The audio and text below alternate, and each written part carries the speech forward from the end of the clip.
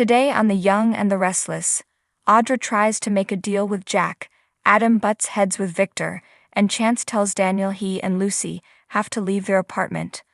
All products and services featured are independently chosen by editors. However, soaps.com may receive a commission on orders placed through its retail links, and the retailer may receive certain auditable data for accounting purposes. At the club, Audra is on the phone trying to get an employee from Glissade to meet with her, to no avail. After the call, Audra spots Jack and tells him she has some information that could be of great use to him. They sit, and Audra tells him how much she regrets her association with Tucker. Jack can appreciate that. Audra learns that Jack and Diane aren't seeing eye to eye these days after mentioning that his wife doesn't like her. She knows the source of conflict is Kyle. Jack wants to know exactly what she's after, knows Kyle was not comfortable working with Audra. She says that's because she outranked him in every way. Jack hopes she doesn't think he can help her get her job back. He and Kyle are barely on speaking terms. Audra insults Kyle. Jack can't believe she would badmouth anyone after the stunts she's pulled. Audra tells him he has it all wrong. She's not the bad influence here. Jack squints. Then who is? Audra replies, Victor Newman. He's the silent investor behind Glissade. He's the one who's been pulling Kyle's strings all along. Jack had a hunch. It's nice to get confirmation. Audra tells him she can be more useful. She knows all the inner workings of Glissade, and she wants it back. She imagines he wants his son back. Maybe we can make a deal. Adam brings a positive update from Newman Media to his father's desk. Victor thinks it's proof he was right to put him in charge and says Nikki and Victoria will get used to the idea and eventually appreciate it. Adam gets the feeling he called him in there for another reason. Victor has an assignment he only trusts him to carry out. Adam asks where he wants him to direct his ruthlessness this time.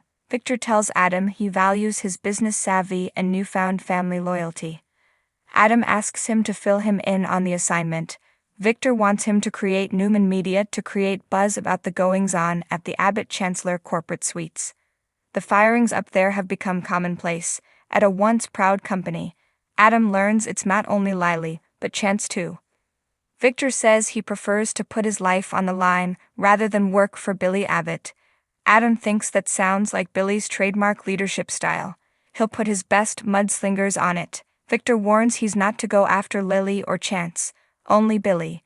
Adam thinks he's officially fair game again.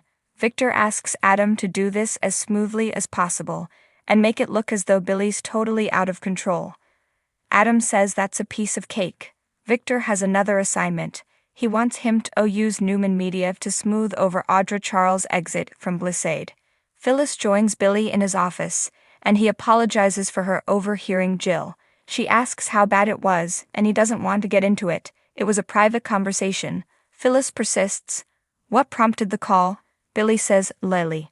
She spun things to Jill and made him look like a backstabbing villain. Jill doesn't believe that Lily was plotting against him. Phyllis would never side with anyone against her son. Billy says she's also upset that Chance left, and that he hired Phyllis. The redhead says she'll have to live with it. Billy says no, she doesn't. She gave him an ultimatum. He has until Abby's wedding to rectify his mistakes, namely Lily and Phyllis. She gawps, oh my God, are you going to fire me? Billy can't worry about her. Phyllis gawps, thanks Billy. Billy apologizes, but he doesn't have a choice.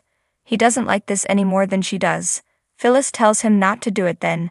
Jill gave him the company to run. She can't see how well they work together. Billy says if he doesn't fire her, he'll lose everything. She'll seize control. And then both of us are out on the streets. Phyllis can't believe Jill's threatening to take away the company Billy named in her honor. If he fires her, this will be the third high-ranking exit. It will look like he doesn't have control of the company. Billy has to fire her, but he's not going to rehire Lily. That door is not going to open. Phyllis suggests there might be the third door that will let him hold onto everything. In his apartment, Chance tells Daniel, that's definitely blood. A lot of it. Do you have any idea where this came from? Daniel says he has no idea. He asks what Chance thinks. Chance tells him not to panic. They'll have it analyzed and find out whose blood it is. Chance tells Daniel to steer clear of the cabinet. Daniel questions why the person who put them there didn't wash them first if they were trying to hide something. Chance thinks they were in a hurry. Daniel confirms it and wonders how it got back in here. He reaches to take it to put in the passcode. Chance wants to handle it at headquarters. Daniel is upset. Chance has to follow police procedure, but he relents and asks Daniel the passcode. Daniel tells him. Chance puts it in, and it doesn't work.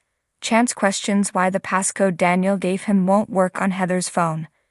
Daniel can't understand it, but remembers he can request a change of code. He does so, and while they wait, he says he's been calling and texting that phone nonstop. Why wouldn't he have heard it in the cabinet?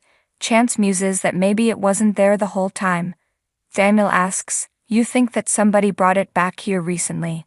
He can't understand how that would be possible. Getting the new passcode, he gives it to Chance, who says, "I'm in." In Victor's office, Adam assumes he doesn't want the real story out, that Audra was unceremoniously booted from the company without a reason. He asks if he trusts Audra not to tell the real story. Victor thinks she'll honor the NDA. Adam questions him trusting Kyle. Victor says he's capable and coming into his own. He just needed the right mentor. Adam asks if he's suggesting his father was not the right one. Victor asks, "Did I mention his father?" Adam isn't buying that this is family business. He had one condition for coming back to Newman Media, that he wouldn't go after Jack or his family. Victor protests that he's promoted his son. If Glissade's success means the demise of Jabot, so be it. Adam tells him, "You know my conditions." Victor replies, "Son, you know mine." Adam walks out and passes Michael. He thinks he can help him and asks what Victor's plan is for the companies and Jack Abbott. Be specific. Michael tells Adam he's not privy to Victor's plans anymore. Adam's not buying it. Michael says he's not in his father's good braces.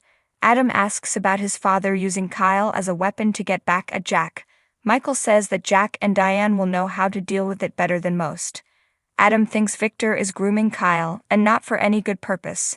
Michael suggests he might have fondness for Kyle. Adam can personally attest that Victor playing father figure to anyone is a double-edged sword. He's sure that Victor's plan is even worse than he thought. At Daniel's place, he wants Chance to tell him if he's seeing any red flags on the phone. Chance goes through her calendar and sees she was planning ahead for Thanksgiving. Daniel tears up. Chance sees there were no outgoing calls before she disappeared. He looks through the text exchanges with Daniel and spots an unsent text to Paul. Daniel pleads. What does it say? Chance thinks he should take it down to headquarters.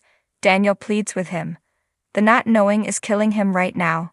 Chance reads Heather's unsent text to Paul, which says she and Lucy may need to come to Lisbon since she and Daniel have been fighting nonstop and it's starting to scare her. Daniel says it's not true. Chance continues that his anger issues have resurfaced and are worse this time around. Daniel can't imagine Heather writing back to Paul or anyone. Daniel protests that he never gave Heather a reason to be scared of him. Chance wants to take the phone to forensics. Daniel yells at him. He tells Chance that Heather was everything to him. He asks if Lucy was right and Chance is looking at him as a suspect now. At Abbott Chancellor, Billy tells Phyllis it doesn't matter what she has to say. It's not going to change what has to happen. Phyllis wants to pitch her idea, but he begs her to stop. He rants about having to hold off Victor and appease his mom. He can't continue to fight for her. Phyllis asks him to pretend to fire her in a public place. Billy says his mom's not an idiot. She'll see that she's still on the payroll. Phyllis will work unpaid until they make a success of things, then Jill will see her in a whole new light. She cries, "Please do not fire me. Not only that, you have to hire Daniel." She pleads that this needs to happen. Billy is sorry. He can see she's upset, but maybe not working there will be good for her. She can focus on her son and herself. Phyllis rants at Billy not to pretend to care about her. Having the job forces her to focus on something other than her grief, and will do the same for her son. Billy doesn't think it's the answer she's looking for. Phyllis says fine. She'll bypass him and go to the source and plead her case. Billy warns it won't work. Phyllis says she'll make Jill love her. Billy reminds her his mother can out-stubborn a brick wall. Phyllis tells him he's underestimating her. At Newman, Michael heads into Victor's office. He tells him that Adam is deeply concerned about his plans for Jack Abbott.